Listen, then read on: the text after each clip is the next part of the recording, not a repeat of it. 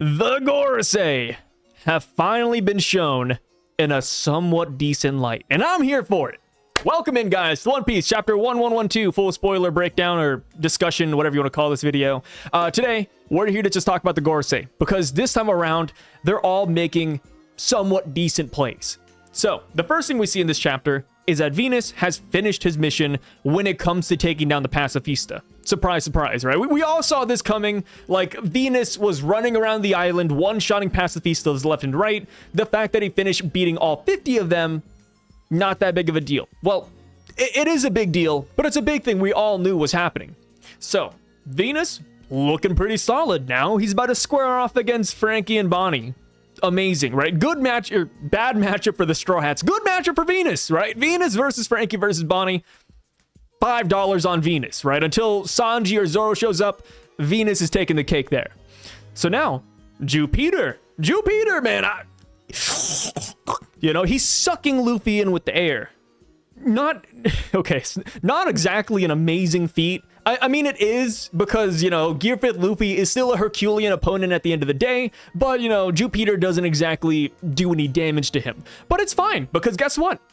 Even though Jupeter didn't do damage to Luffy, Luffy ran out of Gear 5th energy for a little bit, which, hey, that's pretty decent, right? You know, like the gorosei, they didn't push Luffy to the limit, but they pushed Luffy to the time limit. Not bad, Jupeter, not bad. And then there's Warcury, who probably has one of the craziest feats on this island. Not exactly a feat, I don't know what I'd call it, really. Just Warcury is a little bit of a tank, you know.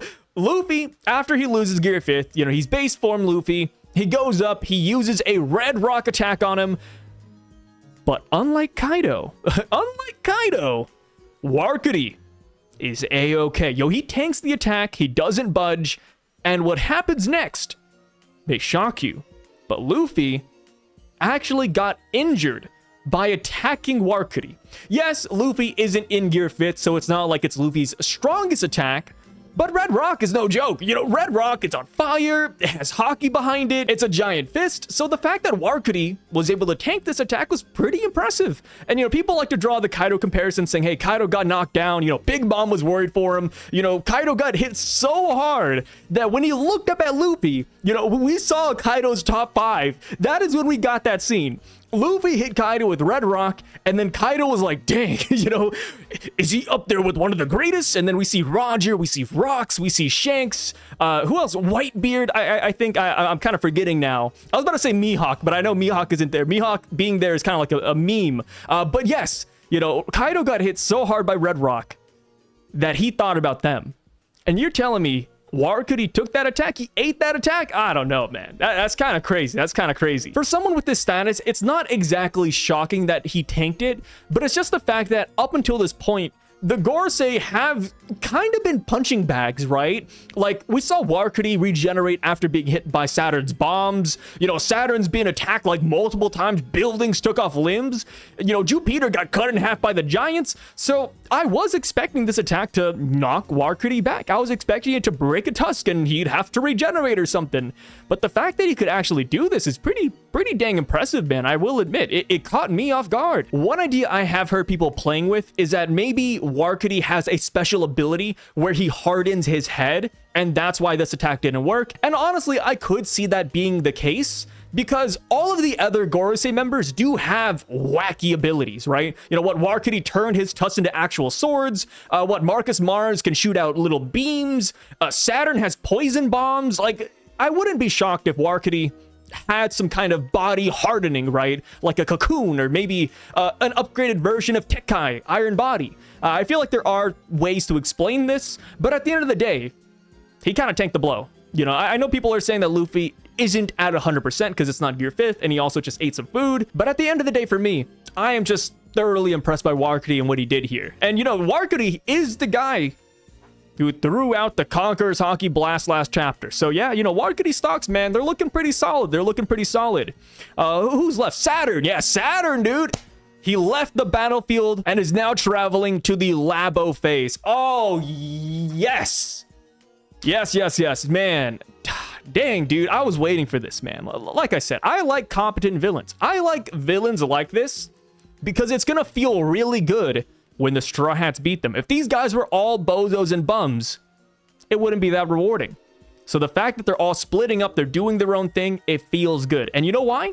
Because Saturn is now going to face off against Nami's group. Yo, Nami, Usopp, Chopper, the guys on the sidelines, right? Characters who have not really contributed much to this arc are finally going to get a chance to fight Saint Saturn. Well, you know, granted, they all contributed in the arc, but just not in big ways like Luffy, Zoro, Sanji, or, you know, Bonnie even. So I am excited that Nami and the rest of the group are going to get to do something. Brook is there too, bro. Brook is there. Yeah, no, I'm looking forward to this. Like, who is going to step up and tackle Saturn? We do know that Zoro is on the way to the Thousand Sunny. So it could be Zoro and Jinbei. And then there's the Venus situation, and Sanji's about to show up. So maybe we're going to get the wings of the Pirate King showing up and saving the rest of the group in an amazing double spread. I think that'd be pretty fire. I mean, it would suck because that would mean that, you know, Frankie's losing, Nami and the rest of them are losing. But hey, you know, a double spread with Sanji and Zoro fighting off against the Gorosei. You know, I live for that. I live for that. So yeah, that's what's happening with Saturn. Even though I'm unsure how his battle is going to turn out, I just love that he's not on that same battlefield fighting Luffy, because Luffy has been clowning on this guy. I don't think Saturn has landed a single blow. No. Saturn hasn't landed a single blow on Luffy.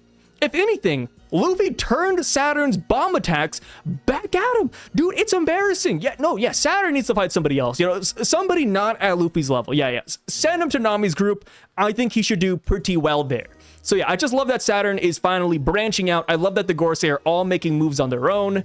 And now that brings us to the final man, Marcus Mars, right? Marcus Mars is trying to get the job done, and he's trying to destroy the Vegapunk broadcast. He's now at Punk Records. He's about to square off against some mysterious opponent. But before all that happens, he actually destroyed the broadcasting room with some kind of beam breath blast. And it's like, dang, dude, I love this. I love that we're seeing more out of the Gorosei. You know, I like seeing more of their abilities, them showcasing their strengths, or them splitting up and not acting like the delightful kids from down the lane. I love that they're all doing their own little things. So yeah, I'm pretty excited. One thing I really do hope we'll see out of the Gorosei in this arc, though, would be hybrid forms.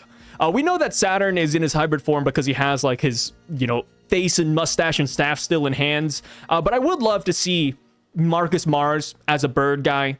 I would like to see Jupeter as this weird half man, half worm thing. I do want to see all their hybrid forms before we leave, and hopefully we do see that pretty soon. I mean, they're all... Yeah, they're all engaging in battle to some extent. So I wouldn't be surprised if that's popping up pretty soon. So that's enough glazing on the Gorosei. Now, I have to talk about the one part of the chapter that really, really disappointed me. The Vice Admirals. Pomsky, Guillotine, Red King, they got stomped. I mean, Guillotine is still around. You know, Guillotine, please, bring it back for Team Vice Admiral. Because Red King and Pomsky, they were defeated, man. It actually sounds like they got one tap. You know, what a cursed timeline this is. See, I said it. I was like, yo, you know, Frankie and Bonnie, I think they could win, right? I was like, yo, you know, like, yeah, Frankie's really strong. Bonnie's worst generation. She got the Sun God Nika power. She's gonna whoop them. I knew it. I knew they'd do it. But to see the VAs get one tap, you know, that's sad. You know, I hope Oda gives them the Rob Lucci treatment. You know, Rob Lucci lost the battle, but he died standing. Maybe when we get this chapter, I'm gonna see Red King standing loud and proud, you know? Yeah, they were really disappointing. I mean, you know, at least one guy lost to Frankie via strong right. You know, strong right's no joke. I do think Frankie is a really capable fighter. So losing to a strong right, Red King, not that bad. But Bonnie turning Pomsky into a little kid, that's just embarrassing, dude. I feel like at that point, you just have to quit the Marines. Like, people are going to be laughing at you till the day they die. Oh, man, that just sucks. And here's the thing, too, man. Pomsky, that's a dog name. Dude, this guy's on the same naming scheme as Dalmatian, as Doberman, you know, like... He's not a dog after all, man. He's not a dog after all. He's a puppy. But yeah, those are my thoughts on the Marines and Gorosei side of things. I would make a Straw Hat video, but I already have 2 videos coming out back to back about spoilers, so I'll just save that for like when the chapter drops. let me know what you guys think about the gorosei. What do you think about the gorosei? What do you think about the VAs? Are they performing up to your standards? Do you think they're performing too well? Because I've seen some people saying that Warcury, he's looking too good. Warcury is just straight up looking too good. I would love to hear all of your thoughts and opinions down below. My name is Sai, and I'm signing out.